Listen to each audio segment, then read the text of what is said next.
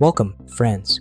Today we're diving into one of the most profound teachings in the Abhidhamma, conditional relations, guided by Ledi Sayadaw's Panadisa Dipani, written by the great scholar monk Ledi Sayadaw himself.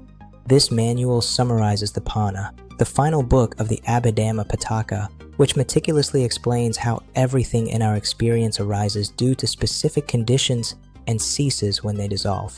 We'll explore a summary of the Pana, the 24 conditional relations known as Pakayas, and how they reveal the deeply dependent and interconnected nature of all phenomena in our minds and bodies.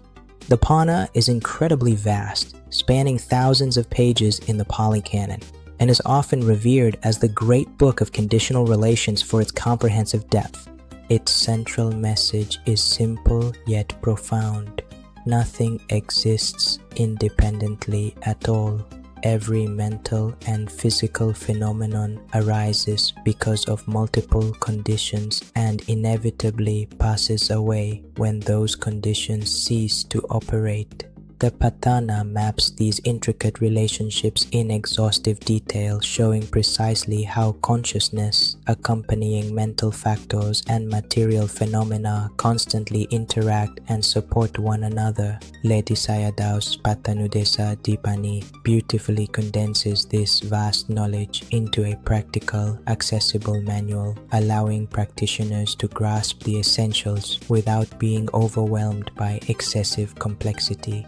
Think of a tree in nature. It grows tall and strong because of essential conditions like nutrient-rich soil, regular water, ample sunlight, and a viable seed. Remove even one of these, and the tree simply cannot thrive or survive. In exactly the same way, our every thought, fleeting feeling, and deliberate action depends on countless interconnected conditions working together in harmony. Now, let's delve deeply into the heart of the Pana, the 24 conditional relations, or Pakayas, as clearly explained by Ledi Sayadaw in his manual.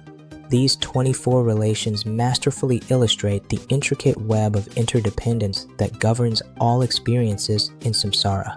For instance, the root condition, or Hetu Pakaya, demonstrates how wholesome roots such as non-greed, non-hatred, and non-delusion, or unwholesome ones like greed, hatred, and delusion condition the arising of consciousness. The object condition, Ramapakaya, precisely explains how a sense object or mental object conditions and gives rise to the corresponding moment of consciousness. Proximity condition, Anantarapakaya, reveals how one moment of consciousness immediately conditions and supports the arising of the very next moment of consciousness in the stream.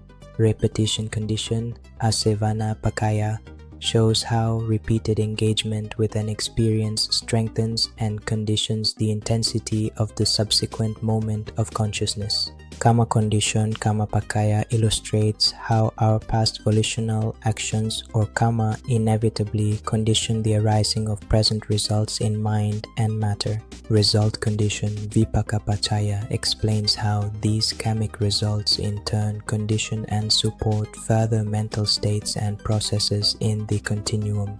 Nutriment condition, Aharapakaya, highlights how physical food and mental nutriment condition both the sustenance of the body and the continuity of mind, and this pattern continues through all 24 relations. Notice carefully how these relations weave together seamlessly. Roots condition consciousness. Consciousness conditions volition. Volition conditions karma or action. Action conditions results. And results condition even more states in an ongoing cycle.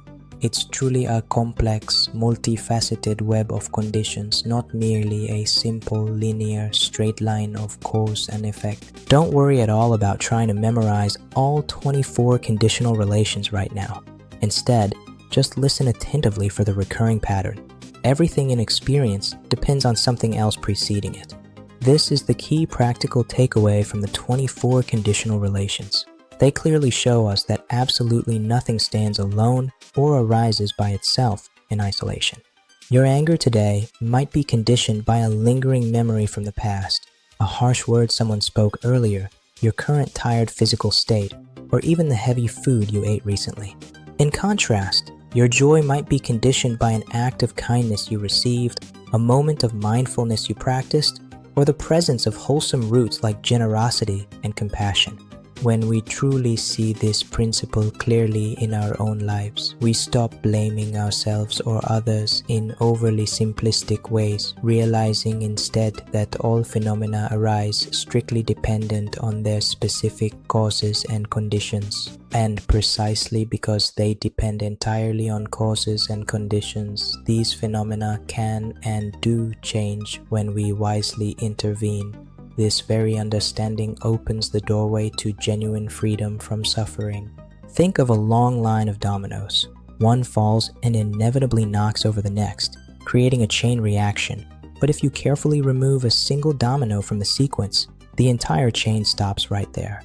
In the very same profound way, if we uproot and remove craving or the root ignorance through insight practice, the entire chain of suffering and rebirth collapses and comes to an end. Today we explored Ledi Sayadaw's Panadisa in depth, the essential summary of the vast Pana, the detailed 24 Pakayas, and the liberating insight that everything arises dependent on causes. Carry this vital awareness forward into your daily life right now. Notice closely how your thoughts, emotions, and experiences are all conditioned by myriad factors, and observe how intentionally changing those conditions transforms your outcomes. This is the profound, timeless wisdom of conditionality at the core of the Dhamma, pointing us unerringly and directly toward the ultimate liberation of Nibbana.